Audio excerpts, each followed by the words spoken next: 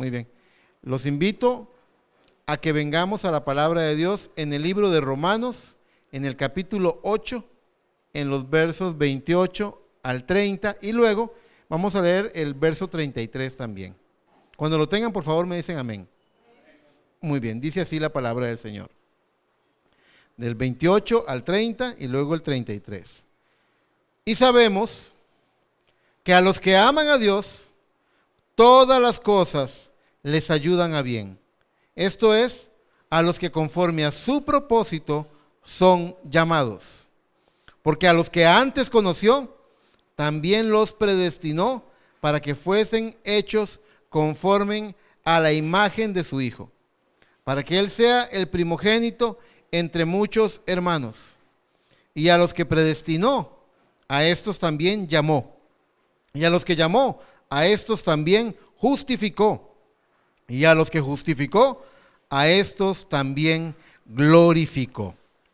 Dice el verso 33, ¿quién acusará a los escogidos de Dios? Dios es el que justifica. Muy bien, los invito a que oren conmigo, por favor. Necesito de sus oraciones en esta mañana. Oremos. Amado Padre Celestial, en esta mañana venimos ante ti agradecidos de que tú nos congregas, Padre, de que en este lugar dedicado, consagrado a la predicación de tu palabra y a la adoración de tu nombre, nos has podido reunir, Señor, pidiéndote por estas personas que nos han pedido oración por la enfermedad de estos hermanos en Cristo, por la familia de nuestro hermano José, que tú los guardes en ese viaje. Y ayúdanos en esta mañana, esfuérzanos, Padre, para hacer a un lado toda distracción, todo afán, toda preocupación, y que podamos escoger sentarnos en lugares celestiales en Cristo Jesús.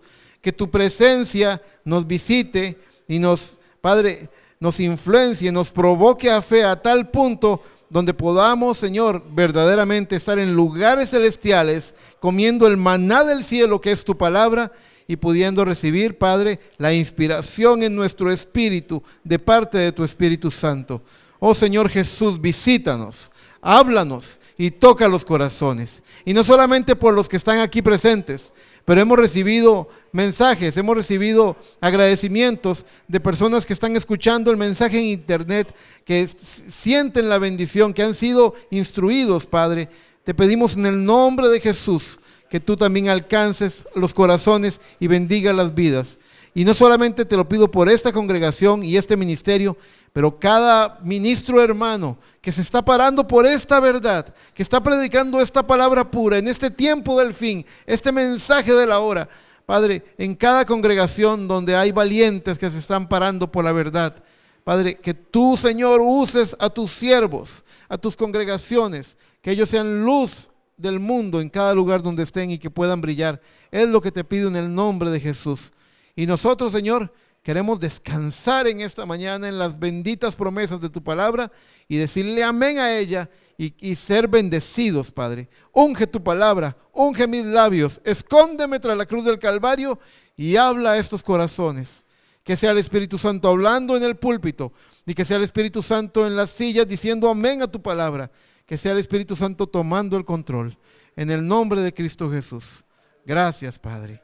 Amén, amén y amén. Muy bien, les voy a pedir que por favor tomen asiento.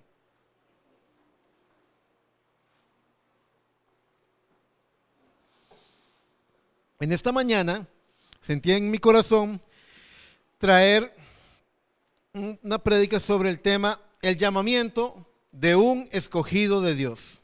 Repito, el llamamiento de un escogido de Dios. Muchas veces la gente puede llegar a malentender a Dios y a su palabra pensando que hay algún tipo de discriminación, que hay algún tipo de trato desigual o especial, que hay algún tipo de injusticia. Pero encontramos que la palabra de Dios nos dice en Romanos 9:14, ¿qué pues diremos? ¿Que hay injusticia en Dios? En ninguna manera, nos declara la palabra de Dios. También dice Romanos 9:22 al 23, dice, ¿y qué? Si Dios, queriendo mostrar su ira y hacer notorio su poder, soportó, vea cómo soportó, dice, con mucha paciencia los vasos de ira preparados para destrucción. Y para hacer notorias las riquezas de su gloria, las mostró para con los vasos de misericordia que Él preparó de antemano para gloria. Cuando dice de antemano, hoy vamos a estudiar mucho sobre eso, pero ese antemano deben saber que es desde antes de la fundación del mundo, antes que hubiera un átomo, antes que hubiera un grano de arena, antes que hubiera un principio. Dios ya había visto el final, porque Él es omnisciente, porque Él lo sabe todo, Él lo ve todo, porque Él no es una criatura de tiempo, Él está fuera de tiempo y Él puede ver todo lo que está encapsulado en el tiempo.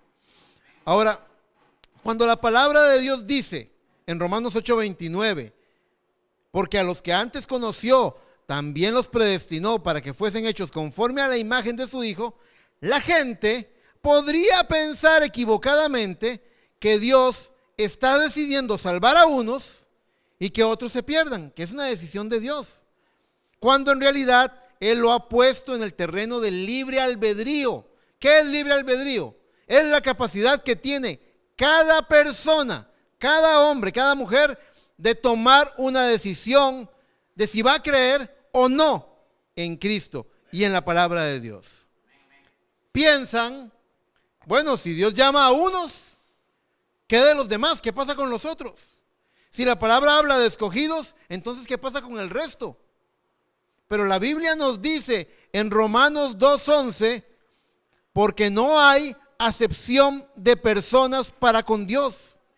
Y esta definición de que Dios no hace acepción de personas aparece 9 veces en el Nuevo Testamento. Es un tema consistente en la mente de Dios. Él no hace acepción de personas. En vez de eso, la palabra de Dios nos dice en Juan 6:37, y al que a mí viene, no le echo fuera. Vea qué generoso nuestro Señor. Está invitando a todos. Él está incluyendo a toda la humanidad. Los está invitando. Pero ¿de qué depende que usted disfrute de todo el bien que Él tiene para usted? De que usted acepte la invitación que le está dando. Si un doctor le da a usted la medicina para su enfermedad y usted no se la toma, ¿el culpable es el médico? No, usted escogió no tomar el tratamiento. Así es, Dios ha provisto una manera de que el hombre, de que la humanidad sea salva, y es Jesucristo. Es la ofrenda expiatoria de Cristo en el Calvario, es la sangre en el madero, la manera provista por Dios para librarnos de la enfermedad, del pecado, de la ruina, de la muerte. Él ha provisto una manera para nosotros.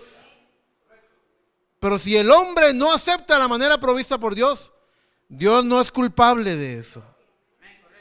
Así que entendemos que unos van a ser salvos y otros no, por causa del libre albedrío, por causa de la decisión que cada hombre y cada mujer hará respecto a Jesucristo y a la palabra de Dios. También dice la palabra de Dios, no solamente dice el que a mí viene no le echo fuera. En Juan 3:16 dice, porque de tal manera, y cuando la palabra de Dios dice de tal manera, está tratando de explicar que es una manera gigantesca, enorme, sublime. Está hablando de cuán grande fue el amor de Dios, porque de tal manera amó Dios al mundo. Vea que amó a todo el mundo, que ha dado a su Hijo unigénito para que todo aquel, he aquí la clave, todo aquel que en Él cree, no se pierda, mas tenga vida eterna. La pregunta es, si usted es uno como aquel que cree, para que todo aquel, usted tiene que decir en su corazón, yo soy aquel que ha creído en el Señor. Romanos 8:32 nos dice, el que no escatimó ni a su propio Hijo, lo único sin pecado, lo más perfecto y más bello que ha venido de esta humanidad, el único hombre sin pecado, Jesucristo, dice, el que no escatimó ni a su propio Hijo, sino que lo entregó por todos nosotros, ¿cómo no nos dará también con Él todas las cosas? Él no está excluyendo a nadie, Dios no excluye a nadie, pero es la incredulidad del mismo hombre la que lo excluye. Es el mismo hombre el que escoge alejarse de Dios. Ahora la pregunta, es una buena pregunta. Es un tema bíblico hablar de escogidos de Dios. La palabra de Dios nos dice que en boca de 2 o 3 testigos conste todo asunto, todo negocio. Y aunque hay muchos pasajes, he escogido algunos. La palabra de Dios nos dice en Mateo 22:14, porque muchos son llamados y pocos escogidos. La palabra de Dios nos habla de escogidos. Mateo 24:22 advierte, y si aquellos días, hablando del tiempo del fin, y si aquellos días no fuesen acortados, nadie sería salvo. ¿Mas por causa de quién? Mas por causa de los escogidos, aquellos días serán acortados. Bendito sea el nombre del Señor. Mateo 24:31 nos dice, y enviará sus ángeles con gran voz de trompeta y juntarán a sus escogidos de los cuatro vientos, desde un extremo del cielo hasta el otro. ¿Se da cuenta? La palabra de Dios habla de escogidos. Habla de un escogimiento. También, y aunque le voy a pedir paciencia al pueblo que fielmente se ha congregado conmigo durante años, porque ustedes han sido instruidos en esto, pero tenemos gente nueva que tal vez nunca ha oído de esto y necesita escucharlo. Así que uno de los pasajes más interesantes que habla sobre los escogidos es Mateo 24:24, el cual dice, porque se levantarán falsos cristos y falsos profetas y harán grandes señales y prodigios de tal manera que engañarán, si fuere posible, aún a los escogidos. Y ahí surge una pregunta. Aunque nuestro tema es el llamamiento de un escogido de Dios, tenemos que hacer un alto en el camino y meditar, porque la mente a veces divaga, la mente se queda pensando en algo que se dijo. ¿Cómo engañarán si fuera posible aún a los escogidos? Y por ahí la mente humana puede estar diciendo, ¿y será posible que un escogido de Dios sea engañado? Porque cuando uno lee el texto de Mateo 24:24, uno pareciera, hay gente que dice, dice que engañarán si fuera posible, quiere decir que es posible, dice la gente. Hay otra gente que cuando lo lee dice, si fuera posible aún a los escogidos, quiere decir que no es posible. ¿Qué evidencia acorde a la palabra de Dios tenemos para decir que un escogido de Dios sería engañado o que no sería engañado? ¿Qué es lo que nos dice la Escritura? Primeramente, primera de Pedro 1:18 al 20 nos dice, sabiendo que fuisteis rescatados, gloria a Dios, porque hemos sido rescatados verdaderamente, sabiendo que fuisteis rescatados de vuestra vana manera de vivir, la cual recibisteis de vuestros padres, no con cosas corruptibles como oro o plata. Es decir, el oro y la plata no pudo rescatar nuestras vidas de eso, sino con la sangre preciosa de Cristo, como de un cordero sin mancha y sin contaminación, ya destinado ¿desde cuándo? Desde antes de la fundación del mundo, pero manifestado en los postreros tiempos por amor de vosotros. Quiero que piensen en eso.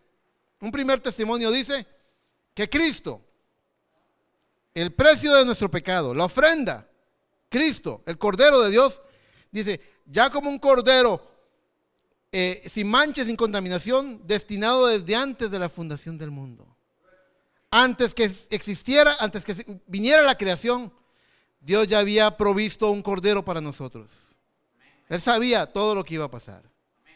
Luego dice Efesios 1:4 al 5, dice, según nos escogió en Él. ¿Quién es Él? Según nos escogió en Jesucristo. Nosotros tenemos una herencia en Jesucristo.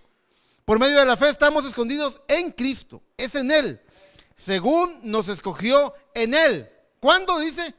Antes de la fundación del mundo, para que fuésemos santos y sin mancha delante de Él, en amor, habiéndonos predestinado para ser adoptados hijos suyos por medio de Jesucristo, según el puro afecto de su voluntad. Y aquí quiero ser muy claro. Muchas veces la gente malentiende, hermano Manuel, lo que significa la palabra predestinación. Piensan, se imaginan que predestinación es la trampa de un Dios cruel que hace que alguien tropiece y se pierda. Eso no es predestinación. La palabra de Dios nos dice en la epístola de Pedro, habla de un previo conocimiento. Dios sabe desde el principio quién iba a creer y quién no. Ahora, Él los pone nada más en el escenario donde podían cumplir el propósito de Dios. Vea por ejemplo Judas. La palabra de Dios dice en Judas, la palabra de Dios nos dice, respecto a Judas, el que fue apóstol del Señor, Judas Iscariote, que Cristo lo llamó. Pero también aparece que Cristo lo llamó hijo de perdición. Y dijo que era necesario que el Hijo del Hombre fuera como estaba escrito, pero hay de aquel que entregara al Hijo de Dios.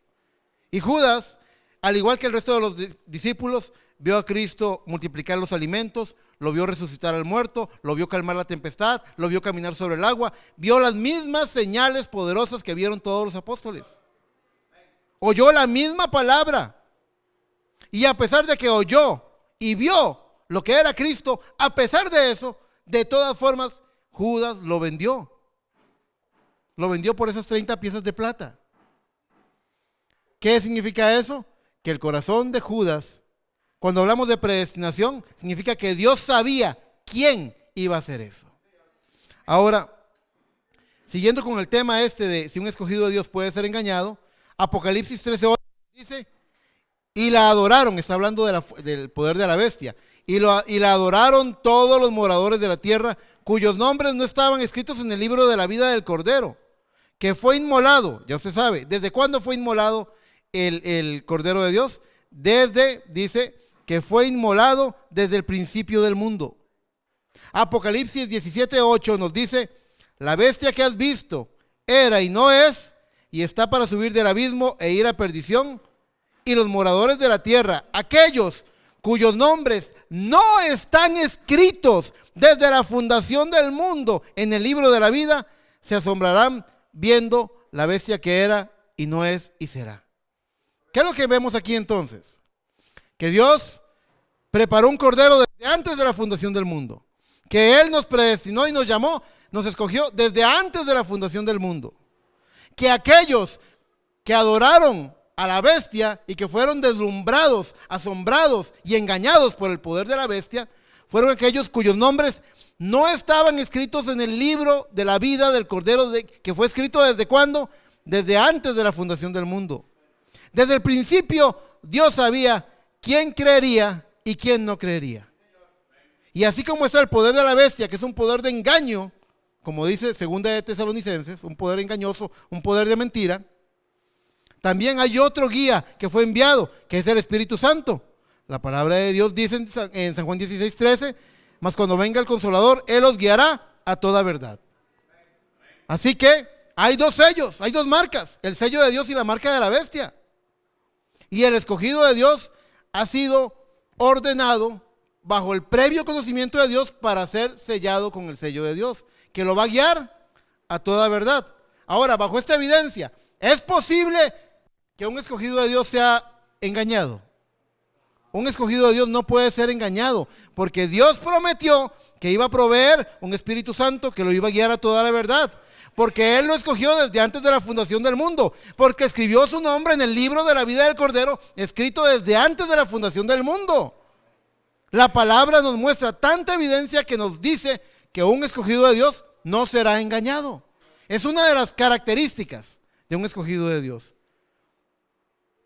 Si usted persevera en la palabra, la actitud que usted tiene cuando oye la palabra, si usted puede sentir fe en su corazón y creer toda la palabra, es una buena señal de que Dios lo está guiando. Pero si cuando la palabra viene, usted antagoniza, usted se revela, usted la rechaza, a usted le estorba, usted tropieza en la palabra, mucho cuidado, hermano o hermana que me está oyendo, mucho cuidado, porque es una terrible y muy peligrosa señal del camino que su vida puede tomar.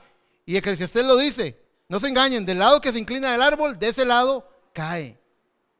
Tenemos que abrir nuestro corazón a toda la palabra de Dios. Pero hablemos del escogimiento. Sigamos hablando del escogimiento. Porque a veces parece que la gente puede pensar que el escogido de Dios está en una categoría. Así como que es, como dicen allá en el mundo, el papá de los tomates, la mamá de Tarzán, ¿verdad? Piensan que es lo máximo. Cuando dice que un escogido de Dios no puede ser engañado, piensan que es alguien tan inteligente que tiene todas las respuestas. No, no es así. No es así. El Espíritu Santo nos guarda, nos guía, nos advierte, nos cuida. Pero, ¿cuál es la materia prima que constituye los escogidos de Dios? Dice la palabra de Dios en 1 Corintios, capítulo 1, versos 27 y 28, dice: sino que a lo necio del mundo escogió Dios. Oh, si usted es un escogido de Dios, usted debe ser bien necio. Sino que lo necio del mundo escogió Dios, para avergonzar a los sabios. Y lo débil del mundo escogió Dios, para avergonzar a lo fuerte. Gloria a Dios por eso. Y lo vil del mundo y lo menospreciado escogió Dios, y lo que no es, para deshacer lo que es. Así que si hay algún escogido o escogida de Dios aquí, no tiene mucho de qué jactarse. La palabra le acaba de decir: necio, vil, inmundo, débil. ¿Para qué? Para que nadie se jacte en su presencia, ¿verdad?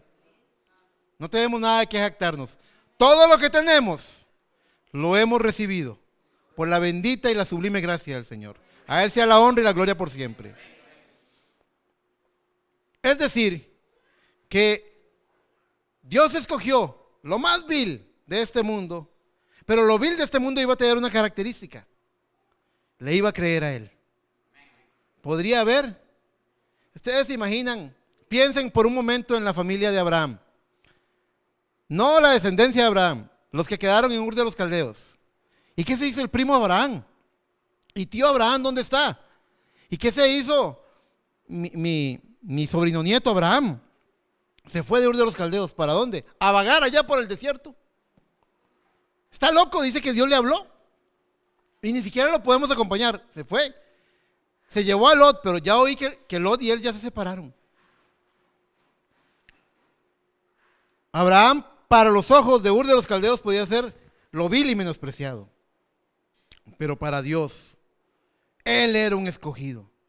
Y una noche, estando viejo, él se acostaba en las noches preocupado. Por lo que he luchado, y no tengo alguien a quien darle el fruto de mi esfuerzo. No tengo un hijo, no tengo una simiente. Y su nombre, Abraham, sin la H, significaba padre enaltecido. Y él decía: ¿qué nombre tengo yo que si ni siquiera tengo hijos? Y una madrugada, quizás se acababa de dormir él, y el Señor lo llama a su tienda y le dice: Abraham, sal fuera. Y le enseña las estrellas del cielo. Y le dice: cuéntalas. No puedo, Señor, son muchas.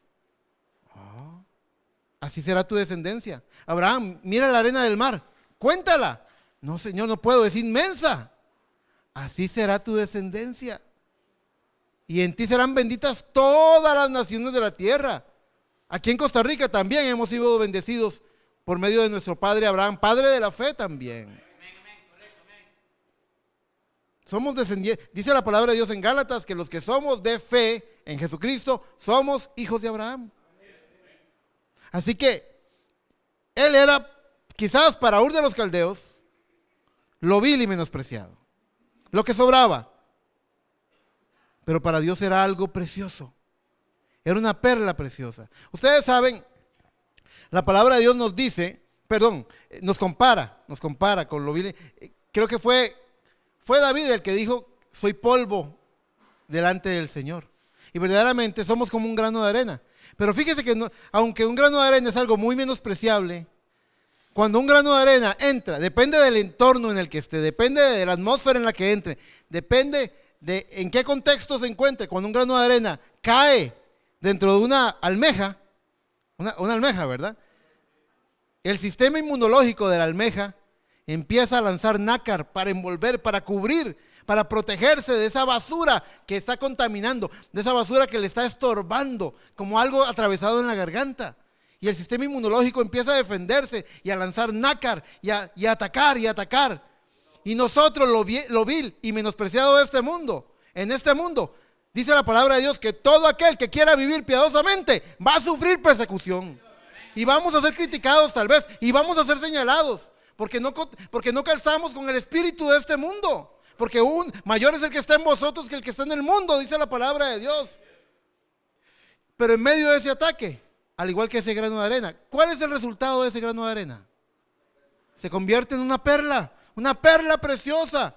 ¿Podría ese grano de arena haberse convertido en esa perla de gran precio sin el ataque de la almeja? Nunca tuvo que pasar por la prueba para poder convertirse en una perla.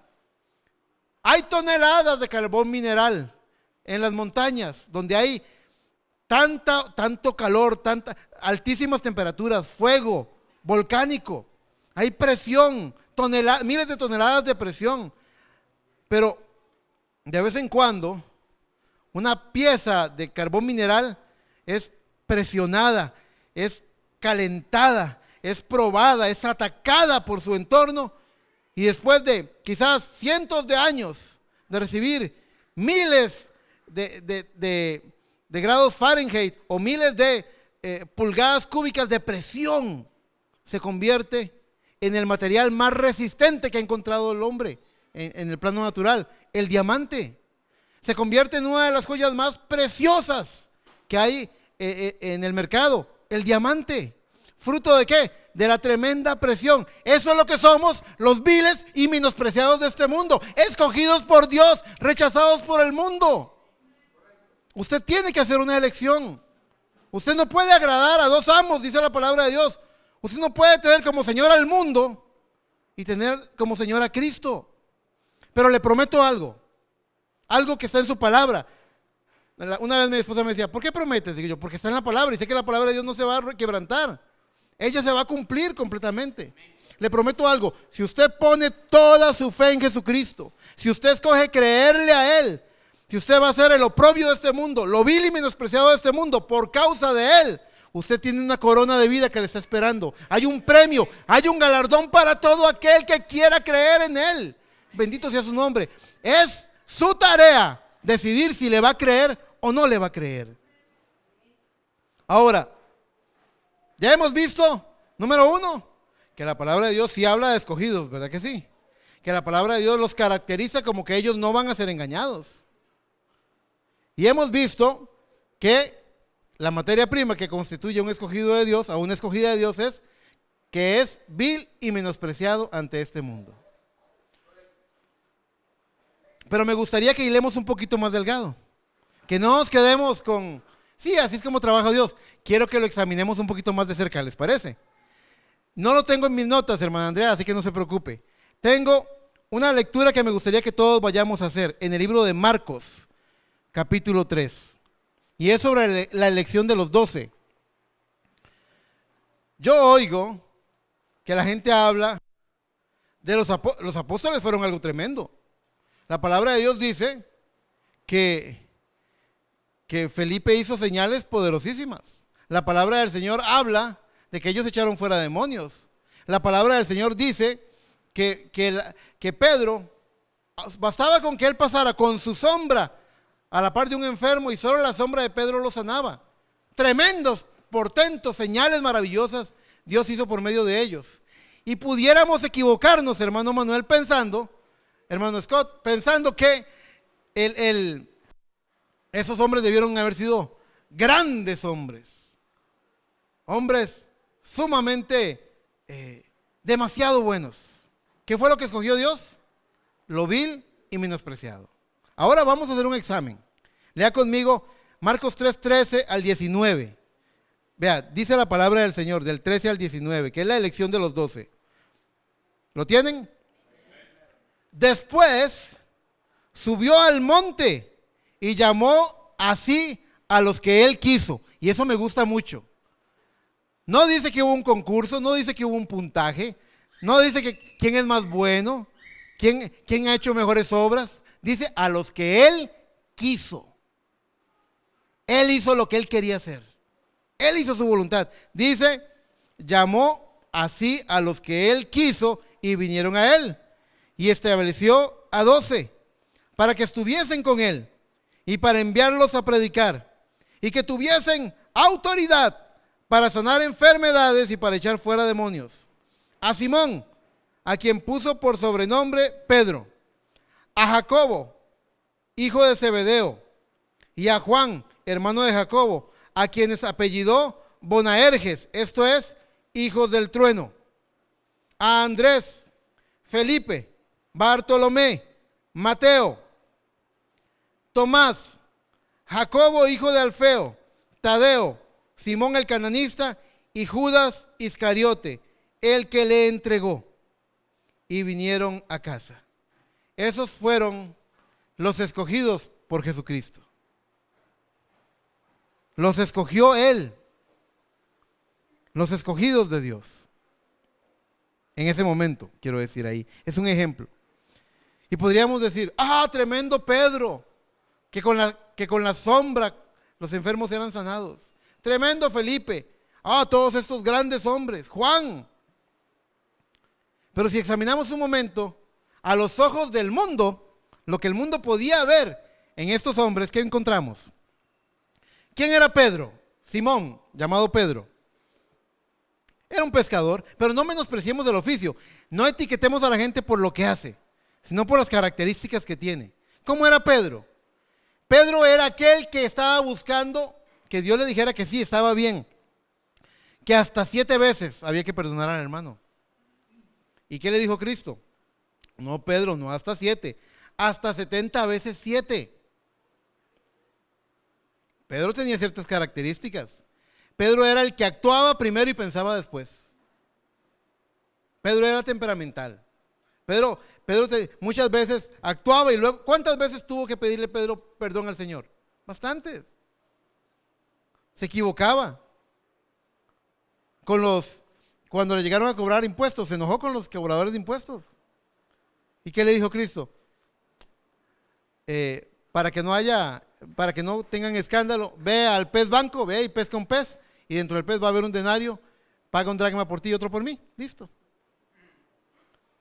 Pero Pedro estaba molesto. Pedro era medio chichoso. Era un bravo. Tanto que fue el que de un espadazo, de un machetazo, le cortó la oreja a Malco. Ese era Pedro. El que pensaba que esa era la manera. Cuando Cristo le dice, así no, Pedro. No sabes que yo podría llamar 12 legiones de ángeles y mi Padre me los daría ya.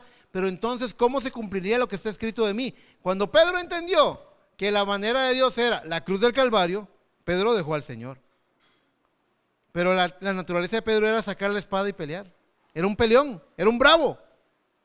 Era un hombre colérico. Eso fue lo que escogió Dios. Los hijos del trueno, ¿quiénes eran? Aquellos que junto con su madre le hablaron a Jesús para sentarse, para que le reservara el campo en el cielo, de sentarse a la derecha y a la izquierda, haciéndose más grande que los otros apóstoles. Los que también le dijeron en una ocasión a Jesús, cuando fueron a Perea, que pertenecía a Samaria, a los samaritanos, la primera vez que Jesús pasó por ahí, bien recibido, pero cuando regresa, una semana antes de la Pascua, él regresa como alguien que se viste, como que usted hubiera visto al hermano Eric en jeans y tenis, batiendo mezcla allá atrás. Pero hoy lo ve en el culto con un buen ejemplo, hermano David. Usted no me vio con saco y corbata, ¿verdad que no? Pero hoy me ve con saco y corbata y podría decir de que juega el hermano Eric. Algo así le pasó a los samaritanos. Los samaritanos, dice que la Biblia, que cuando vieron que Jesús iba vestido como quien va al templo, que lo menospreciaron, que lo trataron, y eso les molestó a los hijos del trueno. ¿Y qué hicieron esos chiquillos, los hijos del trueno? Señor, ¿quieres que hagamos descender fuego del cielo y que los consuma? Y el Señor se les queda viendo. Y les dice, ustedes no saben de qué espíritu son. ¿Por qué? Porque cuando Elías hizo descender fuego del cielo, ¿para qué lo hizo?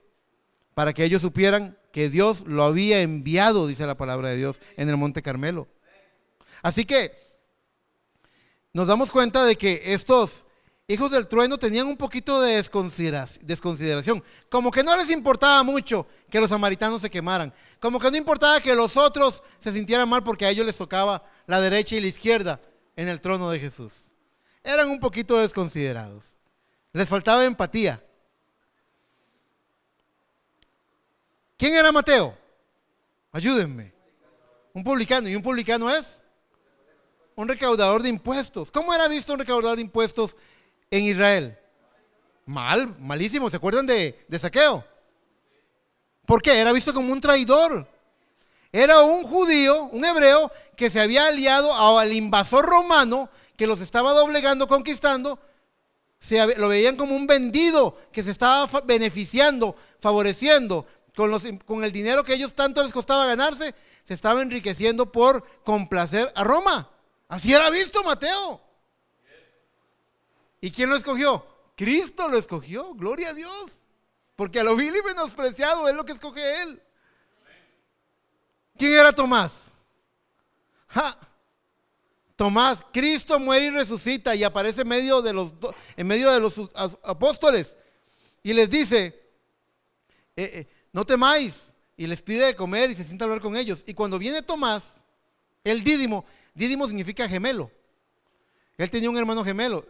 Algunos especulan que él había salido, ellos estaban escondidos huyendo porque tenían temor de que les pasara lo mismo que le había pasado a Cristo. Estaban escondidos. Tenían las ventanas. Se declara que cuando Cristo aparece en medio de la habitación, puertas y ventanas estaban cerradas. Por eso ellos pensaban que era un fantasma, porque dijeron, ¿cómo entró? Pues Tomás estaba afuera, seguramente escondiendo a su hermano para que no lo confundieran con él. Hay teorías que hablan de eso. Y cuando regresa, ve a los discípulos de Cristo llorando de gozo, alabando al Señor, y les dice, ¿qué les pasa, hermanos? Que Cristo vino, que Cristo resucitó. Cristo resucitó, dice.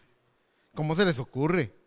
En serio, lo vimos, habló con nosotros, comió con nosotros. Y les dice, era tan duro, hermana Marta, era tan duro que dijo, si no pusiera mi dedo en su llaga, si no metiera mi mano en su costado donde entró la lanza, no creeré.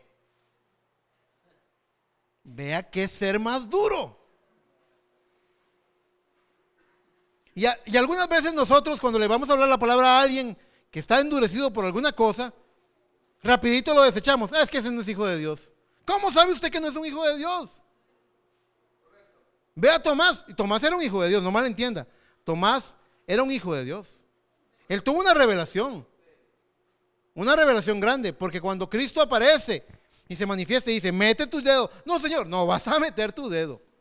Vas a tocar mi herida, la herida de mi costado, hazlo. Y no seas incrédulo, mas cree. ¿Qué fue lo que hizo él? Él cae de rodillas y le dice, mi Señor, mi Dios. Él sabía delante de quién estaba. El único que podía vencer la muerte era Dios hecho carne, era Jesucristo, no había otro. Así que nos damos cuenta de que Tomás tampoco era ningún gran artista, ¿verdad que no? Tenía sus defectos. Y Simón el cananista, vea qué interesante. Yo estudiando qué significa la palabra cananista, en otros pasajes lo llaman Simón el celote. Y los celotes era una secta sediciosa, revolucionaria, guerrillera, que se enfrentaba a Roma. Eran terroristas. Hacían guerra de guerrillas. Se rumora, hay especulaciones que hablan de que seguramente Barrabás era un celote, porque él había cometido homicidio y que aparentemente estaba relacionado con eso. Cuando la gente decía, danos a Barrabás, ¿por qué iban a pedir un homicida? Porque ese hombre era una especie de una inspiración para el movimiento de los celotes. Entonces, un revolucionario, un guerrillero, un antagonista de lo que era ese hombre. ¿Usted sabe cómo es estar con una persona que para todo tiene un pero, que todo es no, que todo es un problema? Ese era Simón el cananista, un celote.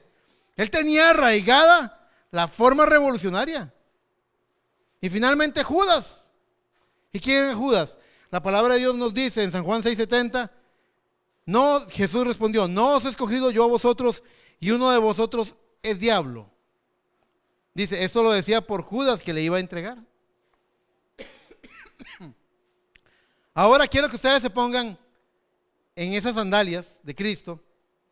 Yo les voy a dar, hermanita, yo le voy a dar a usted a un colérico, a dos arrogantes desconsiderados, a uno que le da la espalda a los suyos por dinero, a un escéptico cuestionador como Tomás, a un antagonista como Simón el celote y a un diablo como Judas.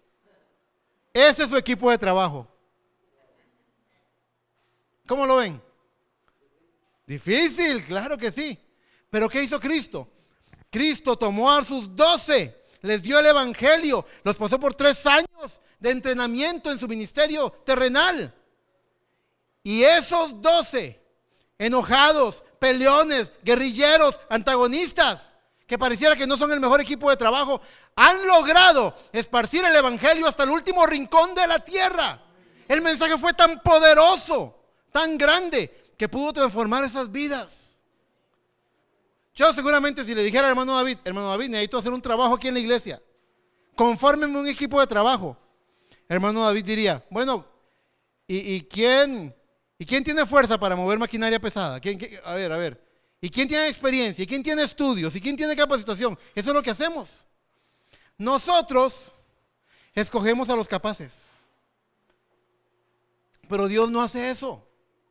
Fíjese que lo mejor del mundo en su tiempo, el mejor ingeniero, la mejor ciencia, se unieron para construir el famoso barco Titanic. El famoso barco Titanic. Llegaron a estar tan confiados en la capacidad del hombre que dijeron, se dice que el constructor de ese barco, no sé si el constructor o alguno de ellos dijo, este barco ni Dios lo puede hundir. Y se hundió en el primer viaje. Pero Dios llamó a 8 aficionados que ni siquiera sabían de marina.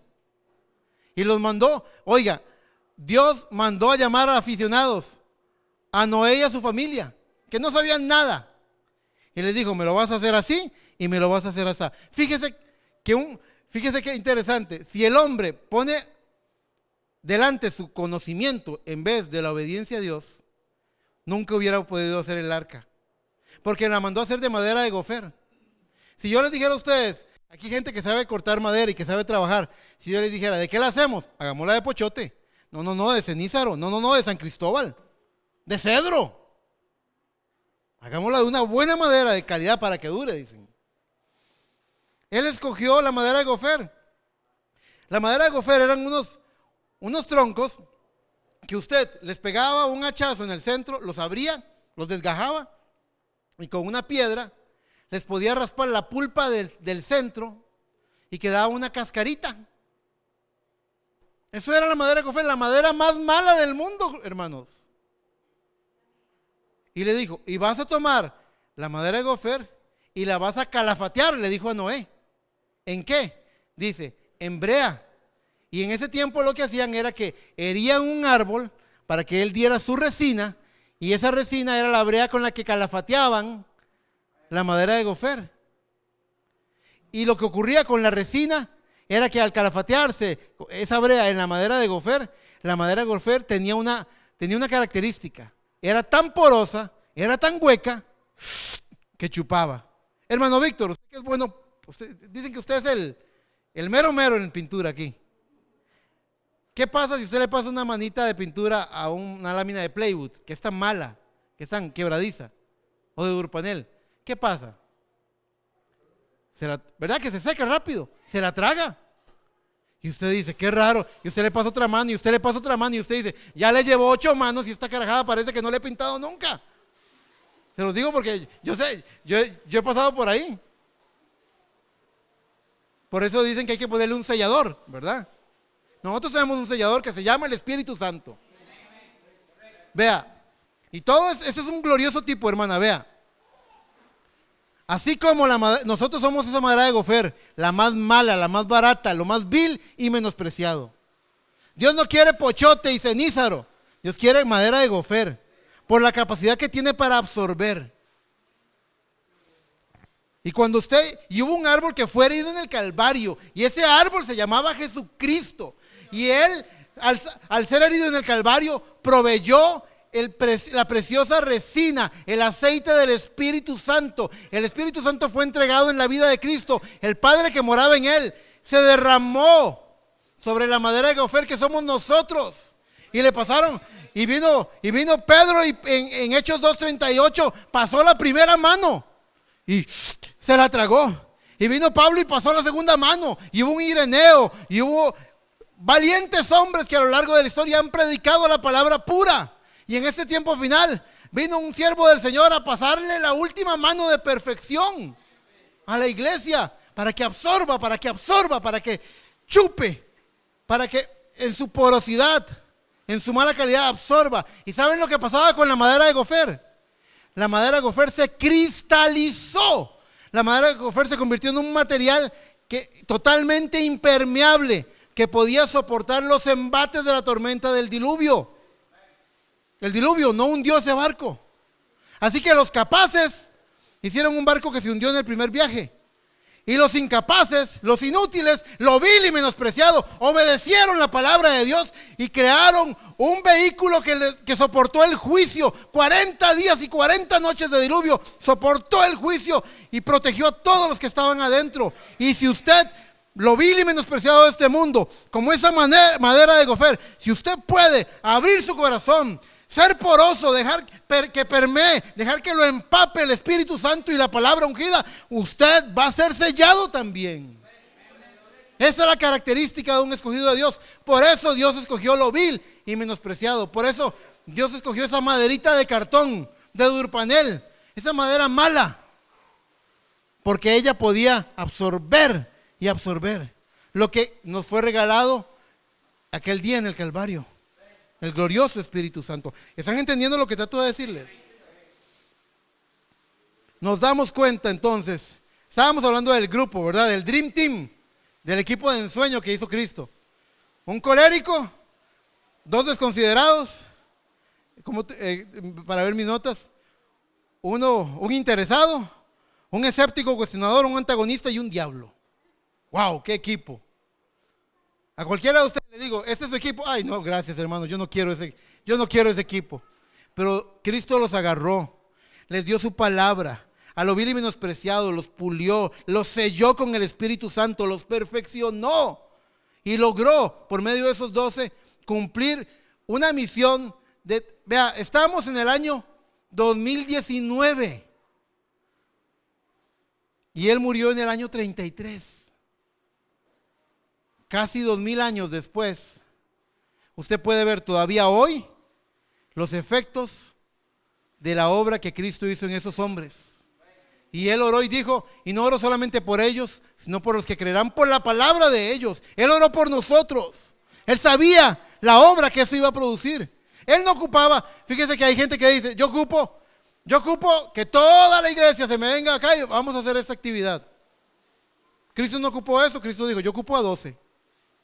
Si yo le digo, necesito que usted transmita un mensaje que alcance a toda la humanidad, usted me va a decir, necesito tanto de plata, tantos canales en Facebook, tantos programas de televisión, tanto de esto, tanto de lo otro. Cristo solamente ocupó a 12, tan vil y menospreciado que pudieran recibir todo lo que Él tenía para ellos.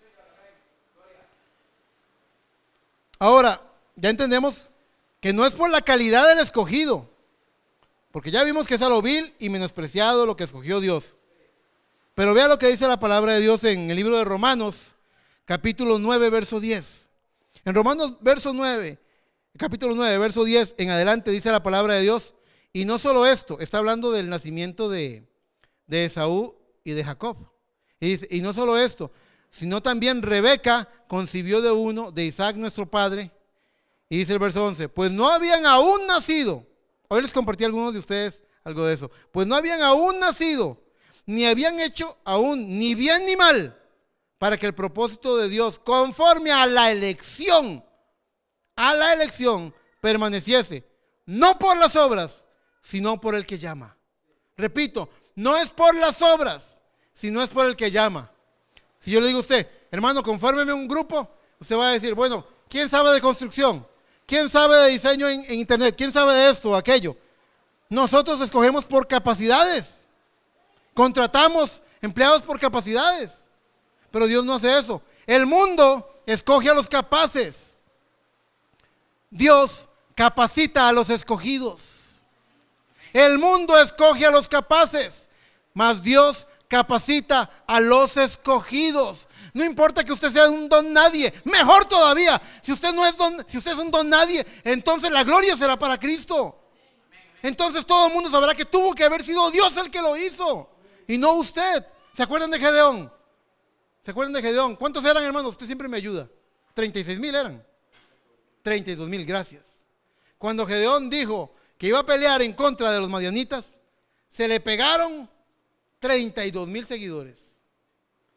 Y Cristo le dijo, Gedeón, son muchos, son demasiados. ¿Qué hago? Pruébamelos por las aguas. ¿Qué representa eso? Un buen primer paso, el bautismo en agua. El bautismo en agua. Si usted puede creer y bautizarse en agua, pruébamelos por las aguas. Y los llevó al río. Y dice que él, cuando los llevó a beber agua en el río, había unos que se tiraban de panza, que hacían fuentes con la trompita, tiraban chorritos de agua, jugaban, estaban de fiesta, estaban paseando. Pero había otros que sabían por qué estaban ahí y tomaban agua así.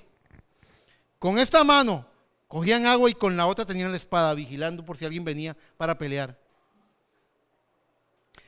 Me estoy adelantando. Antes de eso, desanímamelos, dijo el Señor. Y él se volvió y les dijo: a los que tengan un poquito de miedo de ver sangre, a los que no sean muy valientitos, mejor se devuelven, porque aquí van a rodar cabezas. Aquí va a correr la sangre como un río. Y de los 32,000 quedaron 10,000. Se parece un poco a lo que pasó en los días de los discípulos, cuando Cristo dijo: el que no come mi carne y no bebe mi sangre, no entrará al reino de los cielos. Y no explicó nada. Y muchos se fueron escandalizados.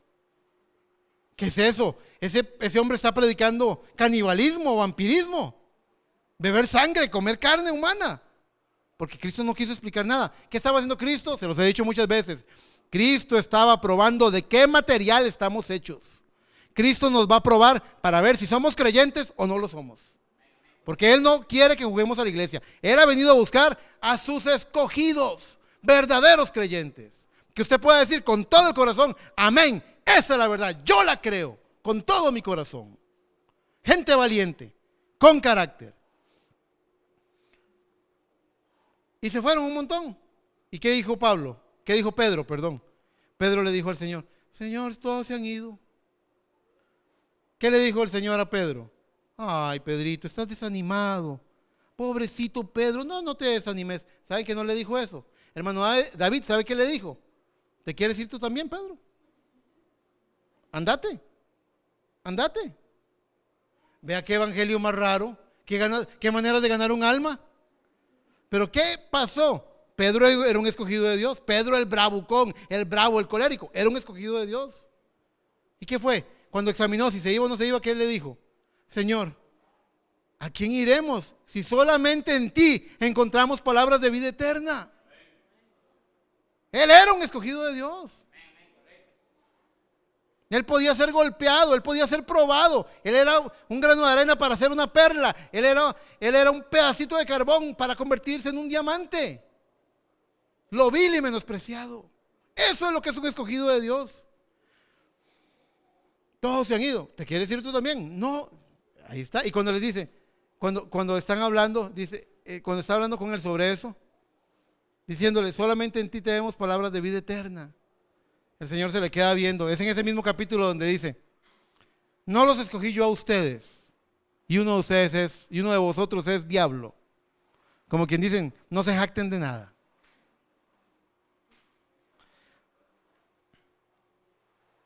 Así que nos damos cuenta de que no es, como lo leímos ahora en Romanos 9, no es, para que la elección permaneciese, no por las obras, sino por el que llama. Lo que hace extraordinario nuestro camino, lo que hace espectacular nuestro llamado, lo que hace maravilloso el llamado que hemos recibido y el camino que estamos caminando, es el que nos ha llamado.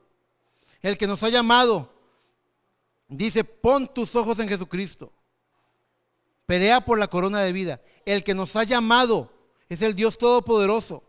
Fue el que dijo: sea la luz, y fue la luz.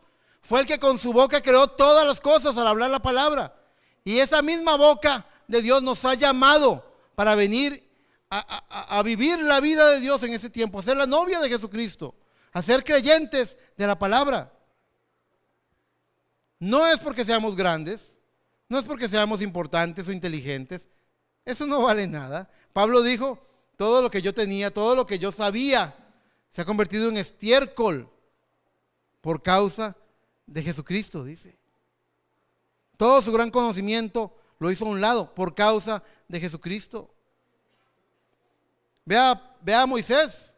el gran hijo de la hija de Faraón, educado en todo el conocimiento de Egipto, que todavía hoy sorprende a la humanidad, con esas pirámides y muchas cosas que ellos hicieron. Educado en lo más grande, en la cuna de la civilización humana. Comete su error, mete la pata, mata al egipcio, huye como un fugitivo y 40 años después es un anciano, tartamudo, inseguro de sí mismo.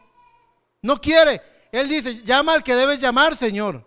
Mi hermano Aarón habla bien, yo soy tartamudo. Y empieza a poner excusas y excusas. El escogido de Dios tarda, muchas veces pone excusas a Dios.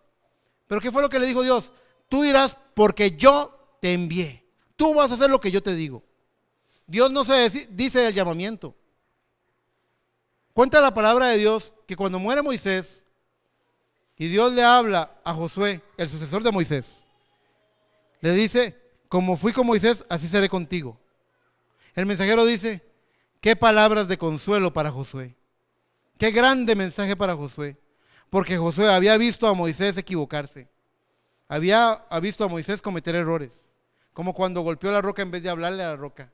Y eso le costó no entrar a la tierra prometida.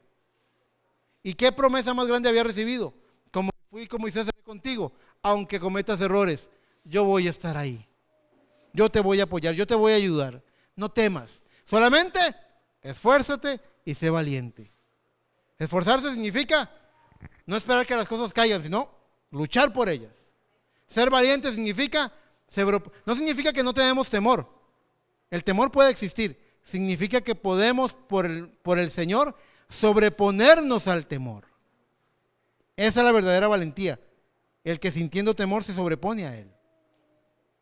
Así que nos damos cuenta de que el camino del escogido de Dios, el llamamiento de un escogido de Dios, no es porque sea muy grande, sino más bien porque no lo es. Para que la gloria sea para Cristo. El grande aquí en esta historia es Dios. Desde un principio hasta un fin, el que comenzó la buena obra, ese mismo la va a perfeccionar. No es por la calidad del escogido, porque ya vimos que a lo vil y menospreciado escogió Dios, sino es por el que llama. ¿Por qué estamos aquí? Porque fue Dios el que nos llamó. ¿Por qué seguimos adelante? Ebenecer, porque hasta aquí nos ha ayudado Jehová. Hasta aquí ha estado con nosotros Dios, nos ha sacado adelante, no nos ha soltado. Los apóstoles, vea qué interesante, cuando muere Judas, cuando se suicida, se ahorca, en los primeros capítulos de los Hechos, cuentan que los apóstoles dijeron, tenemos que reponer. Éramos 12 los que fuimos llamados por el Señor y ahora somos 11. Tenemos que buscar a alguien que cubra ese lugar.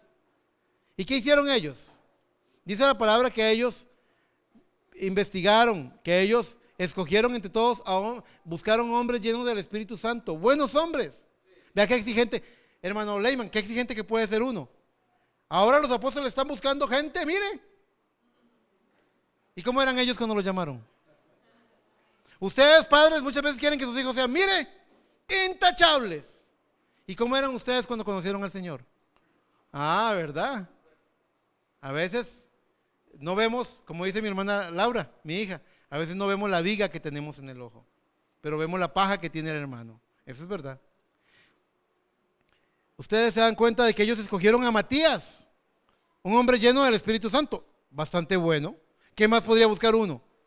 Si yo quisiera que alguien pretenda alguna de mis hijas y que se case con ella, yo diría que sea un hombre lleno del Espíritu Santo. ¿Vea? Es lo que escoge el hombre. Pero ¿qué escogió Dios? ¿Qué escogió Dios para cubrir esa 12ª plaza de apóstol? ¿Quién fue el apóstol a los gentiles? ¿Quién fue llamado por Dios? ¿Quién dijo en el libro de Gálatas, yo fui llamado apóstol de Jesucristo? No por hombres, sino por Cristo mismo. ¿Quién lo llamó a él? Saulo de Tarso. ¿Y quién era Saulo de Tarso? Perseguidor de la iglesia. Él hubiera sido el último que el hombre hubiera escogido, pero estaba de primero en la lista de Dios. Bendito sea el nombre del Señor. Bendito sea el nombre del Señor, porque no es por las obras, es por el que llama. El poder está en el llamamiento. El poder está en que Él extienda su mano a usted y le diga, ven a mí. Esa es la verdadera bendición. Dios no se equivoca al escoger y no se desdice de su llamamiento. escogió a Pedro. ¿Por qué Dios iba a escoger a un bravo, a uno que actuara antes de pensar, a un precipitado, a un loco? Él necesitaba a alguien que caminara sobre las aguas. Y ustedes saben, todos estaban hechos un puño en la barca. Señor, si eres tú, manda que yo camine sobre las aguas. Yo creo que Pedro no pensó en lo que estaba diciendo, porque había una tormenta. ¿Ustedes han visto un mar tormentoso? Las olas, el tamaño de las olas. Ven, Pedro, le dice. Este fue el que yo llamé, uno que ni siquiera piensa, nada más se lanza. Y Pedro caminó sobre las aguas, caminó. Y dice que cuando empezó a ver las olas, empezó a temer. Él no había considerado eso. Dios escogió a alguien como Pedro. Dios ocupaba a alguien como Pedro para que caminara sobre las aguas. Vaya y pregúntele a siervos del Señor. Aquí el siervo del Señor que trajo el mensaje a Costa Rica, nuestro hermano Mónico, alguna vez me testificó que él se vino para Costa Rica y aquí no había mensaje. Y que luego él estaba en la Plaza de la Cultura y decía, ¿qué estoy haciendo yo aquí? Dios ocupa gente intrépida. Dios ocupa intrépidos que abran brecha. Aunque luego digan, Dios mío, ¿en qué me metí? Es verdad. Luego, ese es un ejemplo con Pedro. Pero ¿y qué de Judas? ¿Quién va a escoger un diablo? Por Dios, ¿quién va a escoger un diablo? Pues vea que Cristo necesitaba a alguien que lo entregara. Él escogió a la persona exacta, al que tenía en su corazón todas las características para cumplir ese propósito, según el previo conocimiento de Dios. Ninguna trampa. Dios sabía, este es el hombre que puede cumplir con ese trabajo. Él quiere hacer ese trabajo. Y lo hizo. Dios sabe llamar a su equipo. Así que les voy a decir algo, teniendo entendimiento espiritual, revelación de que la palabra de Dios dice, ninguno viene a mí si mi Padre no le trae. Todos los que estamos aquí en esta mañana teníamos que estar aquí para oír este mensaje. Dios no se equivoca, ninguno de ustedes sobra. Todos son invitados, todos están incluidos. El que quiera venir en pos de mí, que venga, dijo Cristo. Todos estamos invitados. Muchos son los llamados, pocos son los escogidos. Usted va a mostrar con su vida cómo se santifica, cómo se consagra, lo que pasó con ellos, que pasaron de ser locos, desconsiderados, bravos, precipitados, a convertirse en los apóstoles del Señor llenos con el Espíritu Santo. Es de Dios la obra, no de los hombres. Esta no es manufactura humana. No hay un seminario, no hay un pastor, no hay un sacerdote, no hay nadie que lo pueda convertir en un hijo de Dios. La palabra de Dios dice que Él a los suyos vino y los suyos no le recibieron. Mas a todo el que le recibió, Dios le ha dado potestad de ser hecho hijo de Dios. Esto es a los que no son llamados hijos de Dios, no por voluntad de varón ni voluntad de carne, sino voluntad de Dios. Añadamos a esto que Santiago dice, Él de su palabra nos hizo nacer de la palabra de verdad. Es la palabra la que produce un nacimiento espiritual en nosotros. Lo vil, lo menospreciado, lo que no sirve, lo más malo de este mundo, eso es lo que somos. Pero por la gloria de Dios, la niña de sus ojos, escrita en la palma de sus manos, la novia de Jesucristo, columna y baluarte de la verdad. Eso es lo que somos llamados a hacer. Ese es el escogimiento que Dios hace. Los escogió porque tenía que escogerlos. ¿Y para qué nos llama? Según el texto que leímos al principio, en nuestra primera cita, a los que desconoció, los predestinó para que fuesen hechos conforme a la imagen de su Hijo. Y a los que predestinó, los llamó. Y a los que llamó también justificó. Y el último peldaño, y a los que justificó a esos también glorificó. Es para llenarnos de su gloria. Hay un propósito en esto. Hay una historia. Ya vamos a terminar. Con esta historia termino. Dice la palabra del Señor. Ustedes lo pueden leer en sus casas. En 2 de Samuel 9, todo el capítulo 9 usted lo puede leer.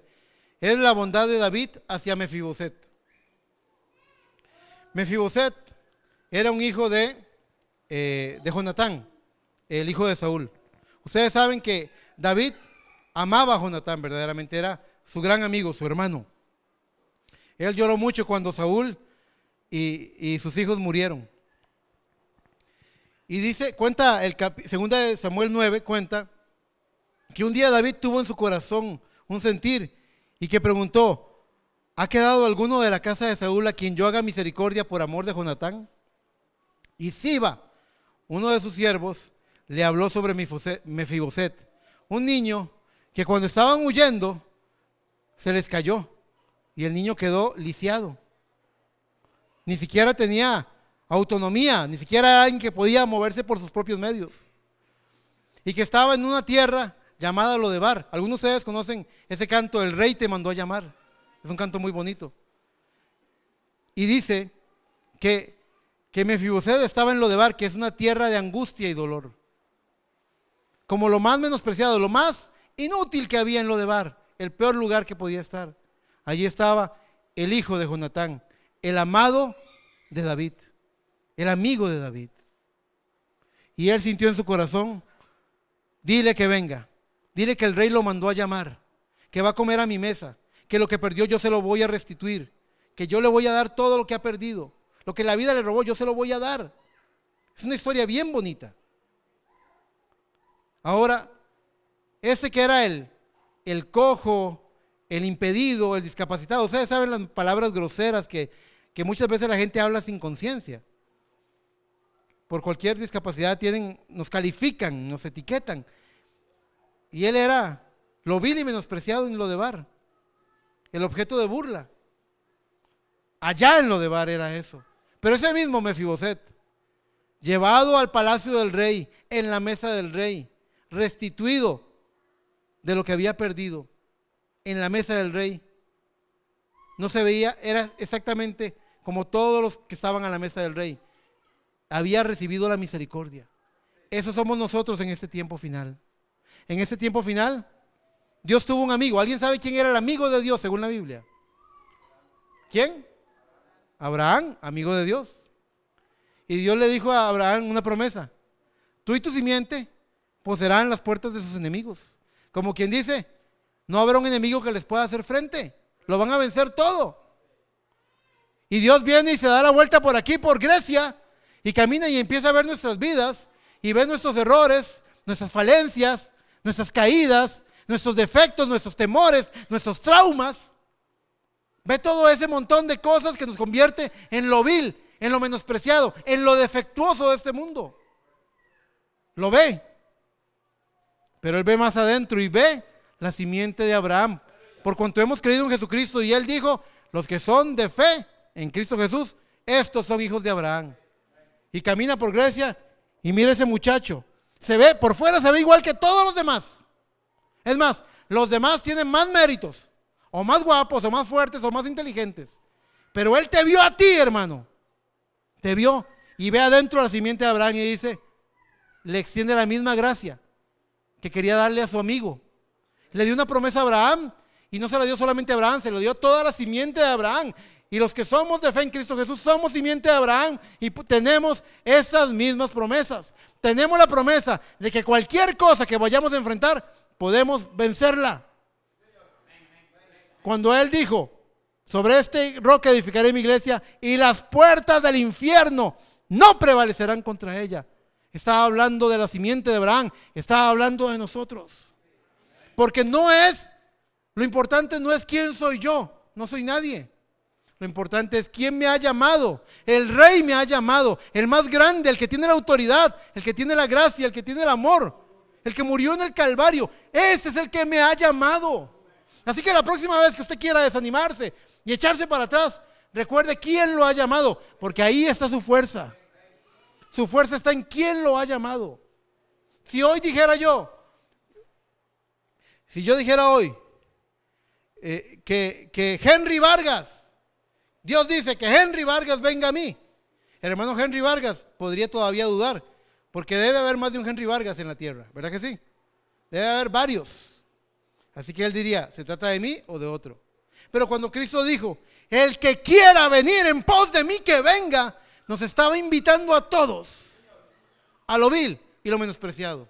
Algunas veces ser un escogido de Dios es algo demasiado menospreciable. Nos creemos la última Coca-Cola del desierto. Estamos llenos de arrogancia. Pero si en usted hay una simiente de Dios, esa palabra que usted oye no va a dejar de tener en efecto en usted. Va a trabajar en usted y lo va a traer a la palabra y lo va a traer a la obra redentiva que Cristo prometió que iba a hacer en usted. Porque el que comenzó la buena obra, ese mismo la va a perfeccionar. ¿Cuántos creen en eso? El Rey nos ha mandado a llamar. El poder no está en el escogido. La gloria está en el que llama. Y el que llama, el que nos ha llamado es el más grande de los grandes. Es el Rey de reyes y Señor de señores. Estamos aquí por su gracia. Estamos aquí por su amor. No lo merecemos. Somos lo vil y menospreciado. Pero así lo escogió Él. Para que nadie se jacte en su presencia. Y en ese escogimiento tenemos promesas como tener un guía que no nos permitirá ser engañados. No se siente usted agradecido por eso. No le da gloria a Dios por eso en esta mañana. Dale la gloria a Dios. Bendito sea el nombre del Señor. Y no solamente este mensaje es para que usted se jacte, porque no era para jactarse.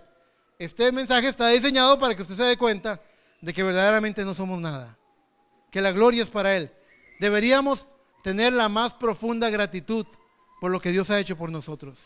Qué bueno es el Señor. Póngase de pie. Démosle gloria al Señor. Dios los bendiga, mis hermanos.